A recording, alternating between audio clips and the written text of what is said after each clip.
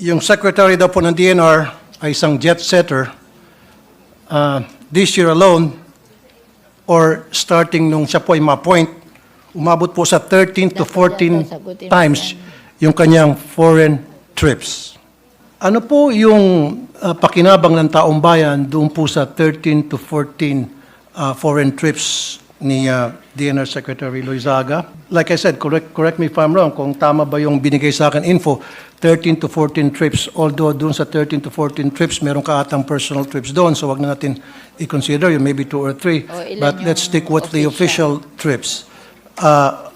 Ano po ang pakinabang ng taong bayan doon sa mga foreign trips na madalas daw pong mangyari, compare po sa mga previous DNR Secretary na hindi ho masyado nagbibiyay sa abroad, they prefer na magstay na lang dito at mag-ikot na lang po sa ground, mag-inspeksyon at tutukan po yung mga problema sa iba't ibang region.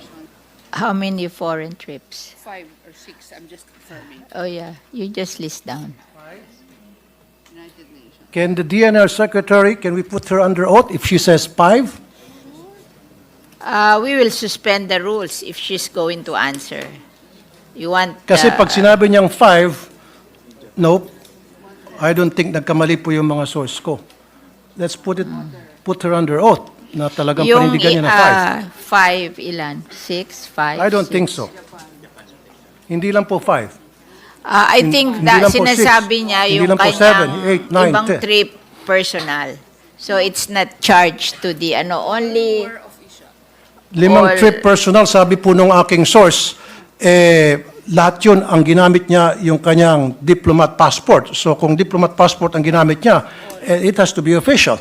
Kasi doon sa mga trips na binigay sa akin ng tipster ko from the DNR people Ito, alone, ilan, Montreal, 2 beses lang niya ata nagamit yung kanyang personal passport. Visits Japan, So karamihan daw doon ay ito. puro development, water, diplomat passport. Montreal, by Kasi kung sasabihin niyang 5, then let's put her under oath, Mr. President. Okay. So there are five trips for the United Nations, the Asia Pacific Ministerial Conference for Disaster Risk Reduction. Number 2 is United Nations Framework on Climate Change. Number 3 is Biodiversity Conference, United Nations Biodiversity Conference in Montreal, and then United Nations Water in New York, United Nations Water in New York, and United Nations Sustainable Development United Nations Sustainable Development where? in New York, In New York also, then United Nations Sendai Framework, one more, Sendai Framework, Sendai Framework, UN in New York, then Japan and Washington, D.C. Official. all Sendai Framework in New York, so that's 1, 2, 3, 4, 5, 6, and Japan and Washington DC, 7. all official trip. How about yung trip niya sa Abu Dhabi and sa Dubai? Was it personal or official? Kasi yung sa Abu Dhabi and Dubai, sabi ng aking source sa DNR, ang ginamit po doon ay yung diplomat passport. So bakit hindi po binanggit yung Abu Dhabi and Dubai in the first place? So Recently lang daw eh. It's Kaya nga, all in Abu all. Dhabi, Dubai, and The conference was in Abu Dhabi. So tama ba 13, 14 or less than 13, 14? Like I said, correct me if I'm wrong kasi yung information that was given to me, yan po ay galing sa iba't ibang opisyal sa DNR. So meron sa kanila siguro medyo kumulang, meron sa kanila medyo sumobra. So tinitimbang ko ngayon kung ilan yung sasabihin nyo, papayag na ako. Basta't wag lang 6. Sharjah is Dubai. For the information of the good sponsor, first time in history na meron tayong DNR Secretary na almost every other month bumibiyahe sa abroad. I would Yan like po to yung add, ma'am, let me add. Yan po yung reklamo ng ilang mga taga-DNR mismo sa iba't ibang region na yung kanilang DNR Secretary hindi po nila nakikita or bihira nila makita in person para mag-inspection, unlike the other DNR secretaries who goes to the ground para makausap sila at mag-inspeksyon. At yung DNR secretary daw nila ngayon, walang ginawa, kundi puro forum lang daw sa mga hotels at mga video calls, video conference at wala raw Pero- talaga pupunta sa ground. Yan po yung comment mismo sumbong na galing sa mga taga-DNR. Alam ko po Napunta nung magka-problema tayo sa Mindoro and doon sa spill, alam ko palagi siya naandun sa Mindoro, 'di ba? To How about, settle yes. that.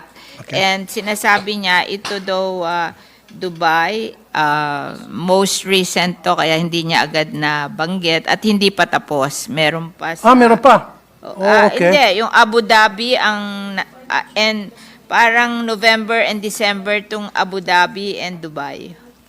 Hindi to before. No, the Abu Dhabi ay nabiyahe na. Just finish. Yes. And then Yung Dubai, ilang beses nabiyahe na. Ilang beses ba sa Abu Dhabi at ilang beses sa Dubai? Once lang daw. Yung Dubai is coming pa, 'di ba? Yun. No. Na-consume na po yun. Again, I'll put you under oath. Pag sinabi niyo po kaming pa lamang. Please don't lie. Okay, sirit na. Meron po akong records dito na binigay po ng mga taga-DNR. Andito po lahat kompleto. Pero ito, Hindi po 6. 1, 2, Pero I cannot give it to you kasi confidential po to supposed to be. 4, Sabi ng source ko, huwag 5, ipapakita. Of course, hindi ko 6, papakita. And I respect my 7. source. Kaya nga yung source ko, 7. yung isa nagsabi 12, yung isa nagsabi 13. Gusto ko lang ma-verify kung alin ba talaga, 12, 13, wag lang 6. Siguro tatanggapin ko 10, 11, 12, wag lang 6 talaga. So, 1, 2, 3, 4, 5,